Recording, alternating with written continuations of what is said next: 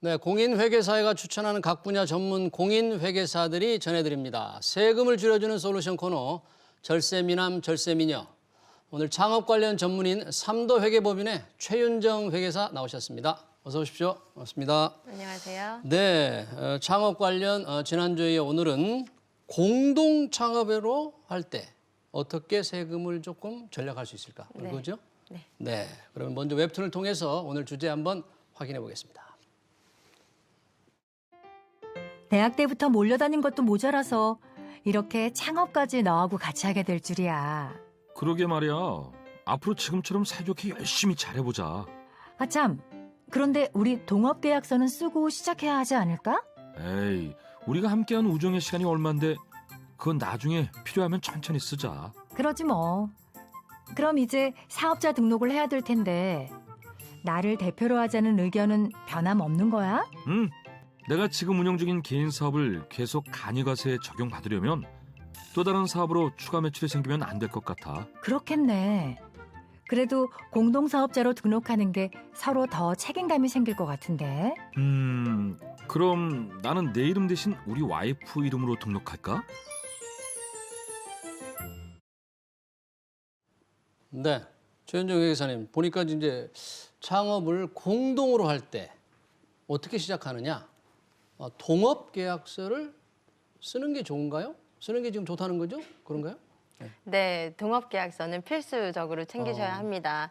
웹툰의 사례처럼 동업자 상당수가 지분관계에 대해서 논의를 하는 경우 돈독한 관계를 해치실 경우를 많이들 생각을 하시는데요. 예. 창업 시 가까운 사이일수록 예. 초기 지분관계 정리는 매우 중요합니다. 사업자 등록 시 동업계약서를 작성을 해서 첨부를 해야 하기 때문에 예. 미리 동업계약서 조항들을 자세히 살피셔서 작성하시기 바랍니다. 특히 동업계약서에는 반드시 손익분배 비율이 포함이 되어야 하는데요. 예. 소득세 신고 시 공동사업에 대한 소득이 해당 손익분배 비율에 따라서 각 거주자에게 분배가 되기 때문에 각 거주자가 부담하는 세금에도 영향을 미치게 됩니다. 아, 그렇군요. 그러니까 동업 계약서를 쓰는 게 좋은데 웹툰에 지금 잠깐 봤지만 공동 창업이지만 여러 가지 사정으로 외관상 이 단독 명의로 그런 사업을 진행하는 경우도 없지 않죠? 네, 투자도 같이 했고 수익금도 투자한 금액에 따라서 분배를 하기로 약정을 했지만 세금을 의무 회피를 하거나 또 겸업금지 의무 등을 회피할 목적으로서 예. 한 명을 단독으로 사업자로 해서 사업을 진행하시는 것은 예.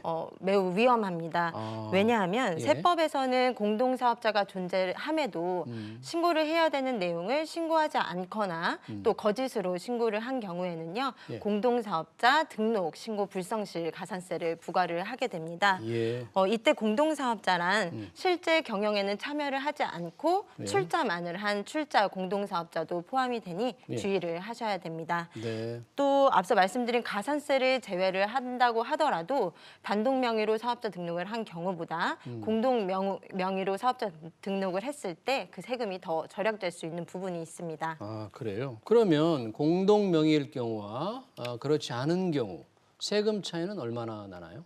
네, 의문을 해결하기 위해서 네. 사례를 들어보겠습니다. 예. 갑과 을이 50%씩 동일하게 지분을 투자를 하였고 네. 1년간 벌어들인 순소득 금액은 1억 원으로 가정을 해보겠습니다. 예. 공동 명의로 사업자 등록 시 갑과 을은 각각의 5천만 원의 소득 금액을 분배를 받게 되고요. 이에 대한 세금은 678만 원이 발생을 하게 됩니다. 예. 따라서 해당 사업장에서 발생하는 총 소득세는 1,356만 원이 됩니다. 예. 하지만 단독 명의로 사업자 등록을 한 경우에는 소득 금액은 1억 원 전체로 책정이 될 것이고 그에 따라서 소득세는 2,010만 원이 나오게 됩니다. 따라서 654만 원의 세금을 더 부담하게 되는 것이죠. 예. 세금 차이가 꽤 되는데 표를 보니까 이게 누진세율 때문에 소득 금액에 따라서 세금 차이가 나는 것 같아요. 그러면 개인이 사업할 경우 이제 절세 효과를 누리기 위해서 가족을 공동 명의자로 등록하는 방법을 활용하는 건 어떻습니까? 그것은 아무런 소용이 없습니다. 소용이 없어요? 네. 사업과 관련이 없는데도 가족을 공동사업자로 꾸미는 경우에는요. 예. 세법상에서는 이런 부정행위를 방지하기 위해서 가족과 같은 특수관계자들이 공동사업을 구성하면 소득금액을 지분 비율에 따라 나누지 않고 특수관계자 등 지분 비율이 가장 큰 자의 소득으로 해서 합산해서 과세를 하고 있습니다. 네. 그러면 일을 직접 하지 않고 관여하지 않고 돈만 되는 자본만 되는 아까 말씀하신 출자 공동사업자 그런 것과 직접 사업활동을 같이 하는 공동사업자와 세법상의 차이는 없나요? 네, 차이가 있는데요. 업무 집행을 함께하는 공동사업자와 달리 출자 공동사업자가 분배받는 금액은요. 사업소득이 아니라 배당소득으로 세법상 보고 있습니다. 따라서 사업자는 출자 공동사업자에게 분배된 소득을 지급하는 시점에 원천징수 세율 25%를 적용해서 원천징수하셔야 하는 의무가 있고요. 또 일반적인 배당소득 금액은 네. 세금을 원천징수 된 것으로 세금의 신고 의무가 끝나는 경우가 있긴 하지만 예. 이렇게 출자 공동사업자가 받는 배당소득에 대해서는요. 실질이 사업소득과 유사하기 때문에 매년 5월에 네. 종합소득세 신고하실 때 제외하지 마시고 꼭 포함하셔서 함께 예. 소득세를 신고하셔야 합니다. 네. 또 앞서 말씀드린 바와 같이 예. 이 출자 공동사업자에 대해서도요. 단독 명의 사업자 등록하시는 것 아니라 꼭 공동 명의로 사업자 등록하셔야 되는 점 유의하시기 바랍니다. 네. 지금 웹툰에서 대학 동창 이른바 친구끼리 공동사업을 하는 경우가 나왔잖아요. 그럴 때 본인 대신에 배우자나 이런 다른 사람을 내세워서 공동사업자로 해서 사업자 등록을 하는 것은 문제 없을까요? 물론 문제가 됩니다. 됩니까? 네, 요즘 평생 직장 없다라는 말들 많이 하시잖아요. 네. 그래서인지 직장을 다니시면서 사업을 병행하시고자 가족이나 타인의 명의를 빌려서 사업자 등록을 하시는 경우가 많이 있습니다. 하지만 사업상 문제가 발생했을 때 피해를 보는 사람은 이름을 빌린 사람이 아니라 빌려준 사람이 되게 됩니다. 사업을 시작하면 사업과 관련된 많은 세금들이 발생을 할 텐데요. 예. 세법상 원칙적으로 이 세금에 대한 의무자는요. 사업자 등록증에 이름을 명시되어 있는 사람의 몫입니다. 그런데 이 사업에 대한 이득은 실질 사업자가 얻어가겠지만 예. 만약 이 실질 사업자가 세금을 정당하게 신고하거나 납부하지 않게 되면요. 명의를 빌려준 사람 앞으로 각종 가산세 등에 대한 고지서가 통보가 되고요. 예. 이때 실질 사업자가 따로 있음을 밝히는 일은 쉽지만은 않습니다.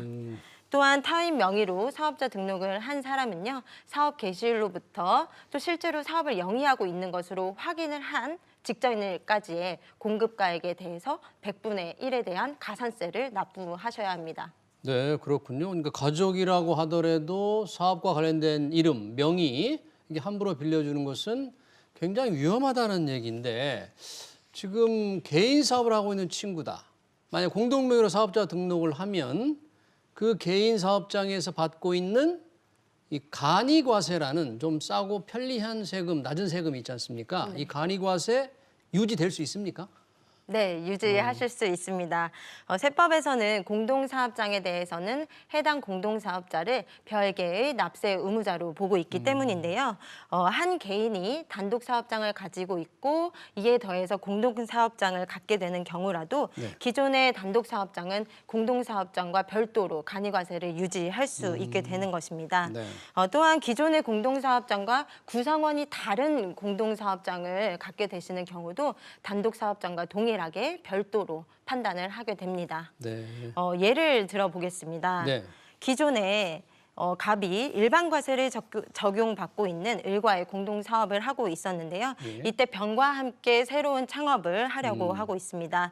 이때 신규 공동 사업장은 새로운 구성원인 갑과 병으로 이루어진 사업장이기 때문에요. 기존의 별개의 사업자로 판단을 해서 간이과세를 적용받을 수 있게 예. 되는 겁니다. 그러니까 지금과 다른 별개의 사업장으로 해서 기존에 받고 있는 간이과세 유지될 수 있다 그런 말씀이죠. 자, 사업자들 보통 개인과 달리 기장 의무 그러니까 장부에 기록을 해야 되는 의무가 있잖아요. 이 거래 내역을 꼼꼼히 기록해야 되는데 그렇게 되면 아무래도 절세 세금 전략에 좀 도움이 되겠죠. 네, 맞습니다. 기장이란 세금 계산서나 영수증 등 지출 증빙을 근거로 해서 거래 내역을 장부에 일일이 기록하는 것을 말하는데요. 이것이 절세에 도움이 되기 때문에 꼼꼼하게 작성하시는 것을 추천드립니다. 예. 그 이유는요. 첫 번째, 기장을 잘 해두시면 적자 사실을 인정받으실 수 있습니다.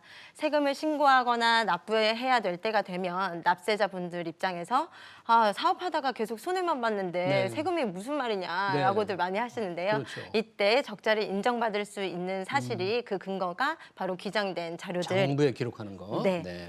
그 자료들이고요. 네. 또 이 두 번째로 이렇게 인정된 적자분들은 네. 다음 소득에 대해서도 차감을 할 수가 있게 됩니다. 예를 들어서 사업자가 2021년도에 결손금 3천만 원이 발생을 했다고 가정을 해보면요. 예. 2022년도에는 영업을 잘해서 이익이 3천만 원이 남았을 경우에 네. 이전에 적자된 부분을 기장을 통해서 인정을 받았다면 이것을 차감해서 결국은 소득 금액이 제로가 되겠고요. 이득이 발생한 2022년에도 낼 수 있는 세금은 없는 거가 되는 거죠. 네, 그래서 예. 이렇듯 결손금이 발생을 하면요, 향후 15년 동안 발생한 소득에 대해서 계속적으로 차감을 해서 절세를 하실 수가 있으니 기장을 해야 되는 이유는 충분한 것 같습니다. 아, 그래요? 그러니까 결손금이 발생하면 향후 15년간에 걸쳐서 발생한 소득에 대해서 차감해서 절세를 받을 수 있다. 반드시 기장을 해야 되겠네요. 기장을 잘 해두는 것만으로도 이런 혜택이 있는데 공동사업자의 경우 추가로 절세할 수 있는 방법도 있습니까? 네, 하나 더 말씀드리고 싶은 게 있는데요. 서로 협의가 돼서 가능만 하다면 공동사업으로 등록을 하시는 것보다 한 명을 사업자로 두고 한 명을 근로자로 등록하시는 것이 세금을 가장 절약할 수 있는 방법입니다. 예. 그 이유는요. 예. 소득을 두 명으로 분산시킴과 동시에 근로자에 대해서는 근로소득 공제를 활용하기 때문에 그 절세 효과가 가장 크게 되는 것이죠. 아, 그래요? 그러니까 공동 창업인데 한 명은 대표로 하고 한 명은 직원으로 한다. 그러면 한 명은 근로소득이니까 좀 혜택을 받을 것이다. 얼마나 혜택이 있을까요? 네, 그럼 앞서 말씀드린 사례와 비교를 해보겠습니다. 갑은 1억 원의 소득 금액 중에 을에게 5천만 원의 급여를 지급했다고 가정을 해보겠습니다. 네. 먼저 을은 직원으로 등록이 되어 있으니 일반적인 근로자와 같이 소득 금액을 계산할 때 총 급여에서 일정 금액을 차감을 하게 되는데요. 예. 이 차감되는 금액이 근로소득 공제 그렇죠. 금액이고요. 을과 같이 5천만 원의 급여를 받을 경우에는 근로소득 금액은 1,225만 원이 적용이 돼서 네. 을의 최종적인 소득 금액은 3,775만 원이 됩니다. 이에 대한 소득세는 약 458만 원이 발생을 하게 되는데요. 해당 사업장에서 발생하는 소득세는 총 1,136만 원의 수준으로 공동명의의 경우인 소득세 1,356만 원보다도 약 200만 원의 절세 효과가 나타나는 것이죠. 네. 그러나 세금만으로 봤을 때는 한 명을 대표자로 두고 한 명을 근로자로 두는 경우가 가장 세금을 절약하는 방법이긴 하지만 네. 사대보험에 대한 추가적인 지출이 발생을 할 수 있고 네. 또 급여에 대해서 지급을 하실 때 가끔세에 대한 원천 징수 의무 등이 있을 수 있습니다. 네. 그러니까 뭐 한 명을 대표자라고 직원으로 하고 기장도 열심히 해서 조금 세금을 절약하지만 말씀하신 대로 직원들에 대해서는 이 4대 보험 의무가 있잖아요. 이 굉장히 부담이 클 수밖에 없을 것 같아요. 네, 사실 부담이 되실 수도 있는데요. 그래서 4대 보험에 대한 정부 지원 제도를 소개해 드리려고 합니다. 바로 두루누리 사회보험 지원 사업이라는 것인데요. 두루누리 사회보험 지원 사업이요. 네, 고용보험과 국민연금 두 가지 사회보험의 부담을 느끼시는 소규모 사업장의 보험료를 지원하는 사업입니다. 지원 대상은요, 근로자 수가 10명 미만인 사업에 고용된 근로자 중 월 평균 보수가 230만 원 미만인 신규 가입자와 사업자인데요. 그 근로자가 그리고 또 사업주가 부담해야 되는 고용보험과 국민연금에 대한 보험료의 80%까지 지원을 해줍니다. 예. 따라서 두루누리 고용보험 홈페이지와 근로복지공단 그리고 고용센터에 문의를 하셔서 이러한 혜택을 꼭 챙기시기 바랍니다. 네, 두루누리 사회보험 좀 주목을 해야 될 것 같고요. 자, 공동사업의 경우에 정말 말씀하신 절세 방안 좀 정리해 주실까요? 네, 첫 번째 동업계약서는요. 만약의 상황을 대비해서 가까운 사이더라고 하더라도 손익분배 비율에 대해 충분히 논의를 하신 후에 미리 작성을 하셔서 안전하게 공동사업을 시작하시기 바랍니다. 또 두 번째로 공동사업의 경우라면 사실과 동일하게 공동명의 등록 또는 근로자 고용 등록을 하시고요.